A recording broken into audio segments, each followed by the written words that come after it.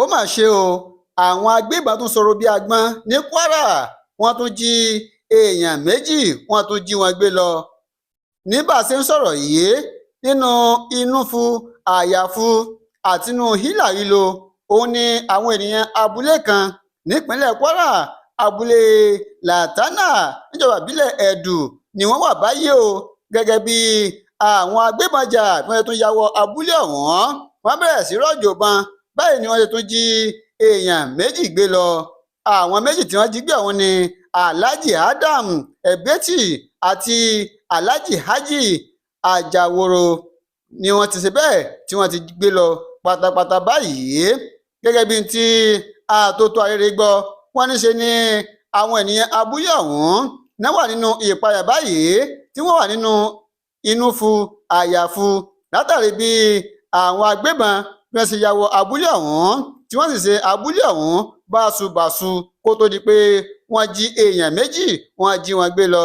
Bẹ́ẹ̀ ò bá gbàgbé, ní ìlú Láfíàjì ni wọ́n ti ní àwọn agbébọn wọ́n ń sọ̀rọ̀ bí ọgbọ́n ní ọ̀sẹ̀ tó kọjá yìí, tó sì jẹ́ pé àwọn ẹgbẹ́ ìdàgbàsókè ọmọ ìlú Láfíàjì wọ́n ní àwọn ń gbèrò láti ṣe ìwọ́de lórí ìjínigbé tó ń lọ lemọ́lemọ́ yìí, ṣùgbọ́n ẹ̀rù ń ba àwọn pé káwọn jàǹdùkú wọ́n má ja ìwọ́de ọ̀hún gbà máwọn lọ́wọ́ làwọn fi ṣe mẹ̀dọ̀. Ní báyìí o, àwọn abúlé Lantana ni wọ́n ti wà nínú inúfu àyàfu.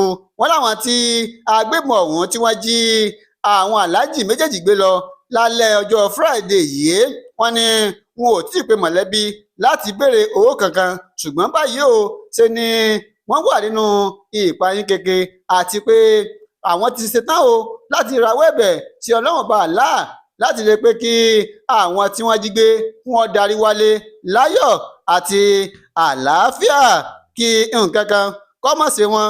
Òun nìkan ni àdúrà táwọn ń gbà báyìí. Nípínlẹ̀ Kaduna, ọwọ́ tẹ ọ̀gbẹ́ni kan pẹ̀lú owó mílíọ̀nù mẹ́ẹ̀ẹ́dọ́gbọ̀n 25 million lọ́wọ́ rẹ̀.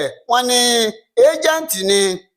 Gẹ́gẹ́ bí ikọ̀ àtótó arére ṣe gbọ́, wọ́n ní éjẹ̀ǹtì kan tórúkọ rẹ̀ ń jẹ́ Shehu Pantagi ni wọ́n ti bá owó tùlùtùlù owó mílíọ̀nù mẹ́ẹ̀ẹ́dọ́gbọ̀n náírà 25 million ni wọ́n bá lọ́wọ́ arákùnrin ọ̀hún tó fẹ́ fi tàgbò ràbò níbi àtúndìbò kan tó ṣe bẹ́ẹ̀ tó ń lọ lọ́wọ́ ní ìpínlẹ̀ Kaduna.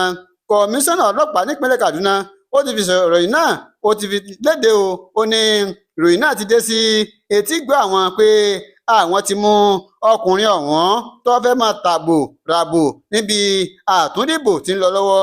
Nígbà tí alukoro ọlọ́pàá nípínlẹ̀ Kaduna tó fi ìròyìn náà tó fi léde, ìyẹn DSP Manzar Hasan ló ti fìdí ìṣẹ̀lẹ̀ náà múlẹ̀ o. Ó ní ọwọ́ àwọn ti tẹ arákùnrin ọ̀hún lówùúrọ̀ kùtùkùtù ọjọ́ àbámẹ́ta sátidé ọ̀sẹ̀ yìí, tó jẹ́ pé ilé ìtura kan tó wà ní òpópónà Turunki nílùú tó ṣe olúlu ìpínlẹ̀ Kaduna lọ́wọ́ ti tẹ arákùnrin ọ̀hún tó ti ń ṣẹ́jú pẹ́ lákàtà wọn báyìí látàrí pé ó fẹ́ máa tàgbò ràbò níbi àtúndìbò tí ń lọ lọ́wọ́ nípínlẹ̀ Kaduna.